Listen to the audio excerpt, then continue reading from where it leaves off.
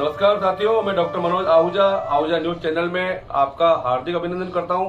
Ahuja news bulletin देखने से पहले हम आपको बता दें, हमारा न्यूज चैनल कोई प्रोफेशनल चैनल नहीं है।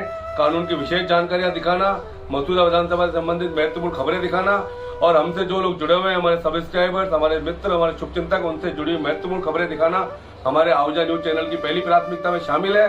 आप भी हमारे आहूजा न्यूज चैनल के सदस्य बने। अगर आपने हमारे चैनल को सब्सक्राइब नहीं किया है तो सब्सक्राइब करें। तो आइए देखते हैं आज की विशेष खबरें Ahuja news channel bulletin. Supreme court ने भारतीय दंड संहिता 1860 की धारा 498 के तहत क्रूरता के अपराध के लिए आपराधिक कार्यवाही को रद्द करते हुए कहा कि एक घटना जब तक कि गंभीर न हो, शिकायतकर्ता के जीवन में शामिल होने का कोई स्पष्ट सबूत नहीं है, तो इस प्रावधान के तहत किसी व्यक्ति को फंसाने के लिए पर्याप्त नहीं है।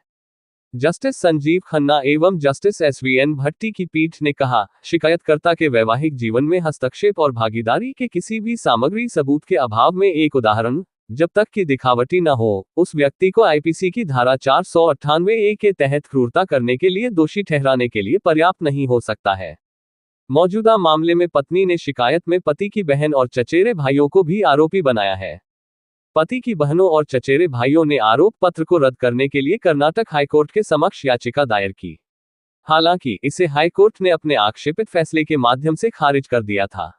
इस प्रकार वर्तमान अपील दाखिल की गई। शीर्ष अदालत ने लिखित शिकायत के साथ साथ आरोप पत्र का भी अवलोकन किया। शुरुआत में अदालत ने पाया कि आरोपी की बहन के खिलाफ लगाए गए 2 आरोपों में से केवल एक ही आरोप पत्र में प्रमाणित किया गया था कि पहले अपीलकर्ता ने पत्नी का कुछ सामान जमीन पर फेंक दिया था और उसे गंदी गालियां दी थी।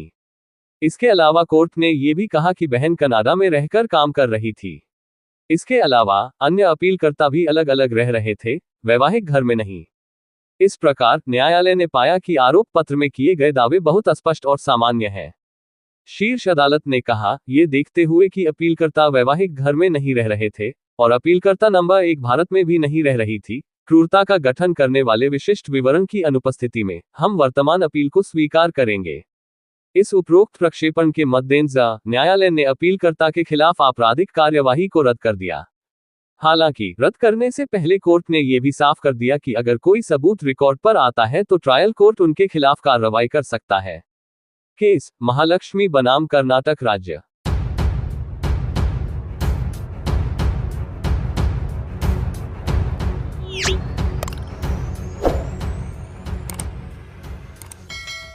कांवरिया सेना संगठन प्रमुख राष्ट्रीय अध्यक्ष महंत त्रिलोकीनाथ जी महाराज जयपुर पधारे। प्रजापति विहार स्थित चिताहरण काले हनुमान जी महाराज के आश्रम में दिव्यांशी जन सेवा संस्थान हिना वाधवानी से मुलाकात हुई। मुलाकात के दौरान उन्होंने कांवरिया संघ अध्यक्ष के लिए अपने विचार व्यक्त किए। प्रेम सुधा कोठारी जी भी मौजूद रही। उन्होंने बताया, संगठन को मजबूत करने के लिए, कांवरिया संघ को मजबूत करने के लिए बातचीत की। वह जानकारी कांवरिया सेना संगठन प्रदेश अध्यक्ष अभिषेक गुप्ता व संगठन महासचिव राजपाल सिंह जायसवाल द्वारा उपलब्ध कराई गई।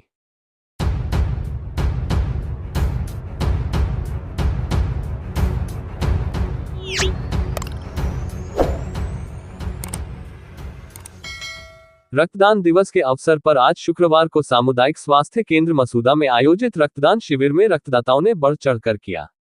मसूदा के सामुदायिक चिकित्सालय के नर्सिंग ऑफिसर अशोक कुमार शर्मा द्वारा रक्तदान शिविर आयोजन के लिए किए गए व्यापक प्रचार प्रसार का ही परिणाम रहा कि शिविर में 56 यूनिट ब्लड संग्रहित हुआ।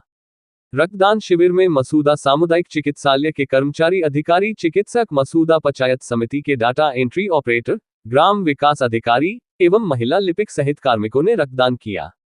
शिविर के प्रथम रक्तदाता मसूदा पंचायत समिति के डाटा ऑपरेटर वीरेंद्र कुमार सैनी रहे।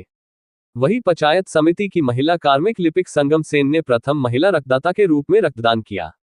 वही मसूदा के सामुदायिक चिकित्सालय के डॉक्टर सुशांक शर्मा व स्टाफ के सदस्यों, पंचायत समिति कार्मिकों, जनप्रतिनिधियों सहित रक्तवीरों ने रक्तदान किया।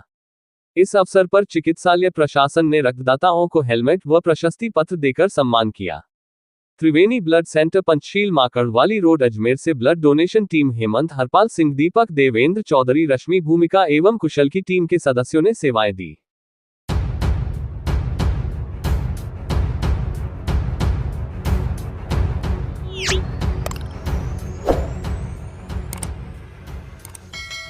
केकड़ी जिले के भिनाय क्षेत्र के कनईखुर्द के ग्रामीणों ने जिला कलेक्टर श्वेता चौहान को ज्ञापन सौंपकर ग्राम में सरकारी भूमि, गोचर भूमि, पीवनिया तालाब, देवासागर, गौरम्या के रास्ते पर अतिक्रमण हटाने की मांगी को लेकर ज्ञापन सौंपा है।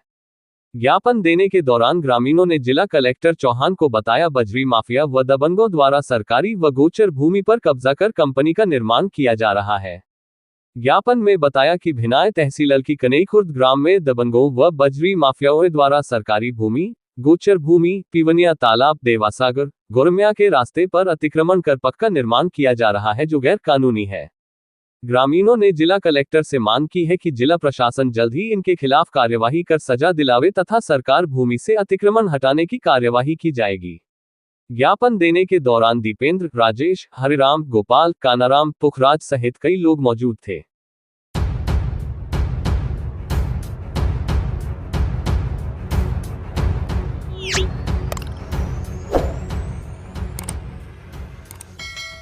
खेत में दवा का छिड़काव करते समय कीटनाशक के दुष्प्रभाव से विवाहिता की मौत हो गई।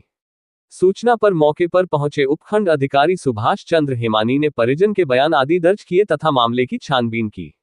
सिटी थाना पुलिस ने पंचनामा व पोस्टमार्टम के बाद शव परिजन के सुपुर्द कर दिया। प्राप्त जानकारी के अनुसार नायकी निवासी प्रेमनारायण बलाई ने रिपोर्ट दी कि उसकी पुत्री प्रियंका का विवाह 1 साल पहले सांपला निवासी राकेश पुत्र सूरतराम के साथ हुआ था। गुरुवार को प्रेमनारायण ने अपनी पत्नी व पुत्री के साथ नायकी स्थित खेत में गंवार व भिंडी की फसल में कीटनाशक का छिड़काव किया तथा दवा का छिड़काव करने के बाद वे वापस अपने घर आ गए। लगभग 2 घंटे बाद कीटनाशक के दुष्प्रभाव से प्रियंका की तबीयत खराब हो गई तथा उसे उल्टी व चक्कर आने लगे। प्रियंका को तुरंत केकड़ी स्थित राजकीय जिला चिकित्सालय ले जाया गया, जहां हालत में सुधार नहीं होने पर उसे अजमेर रेफर कर दिया गया। अजमेर ले जाते समय रास्ते में नसीराबाद के समीप उसकी हालत और ज्यादा खराब हो गई। परिजन प्रियंका को लेकर नसीराबाद अस्पताल पहुंचे, जहां चिकित्सकों ने उसे मृत घोषित कर दिया। सूचना पर केकड़ी सिटी थाना पुलिस नसीराबाद पहुंची और शव को मोर्चरी में रखवाया। शुक्रवार सुबह केकड़ी उपखंड अधिकारी सुभाष चंद्र हेमानी ने नसीराबाद पहुंचकर परिजनों के बयान आदि दर्ज किए तथा मामले की जांच पड़ताल की। आवश्यक कार्यवाही के बाद सिटी थाना पुलिस ने पिता की रिपोर्ट पर मर्ग दर्ज कर जांच शुरू कर दी है। पुलिस ने पोस्टमार्टम के बाद शव परिजन के सुपुर्द कर दिया।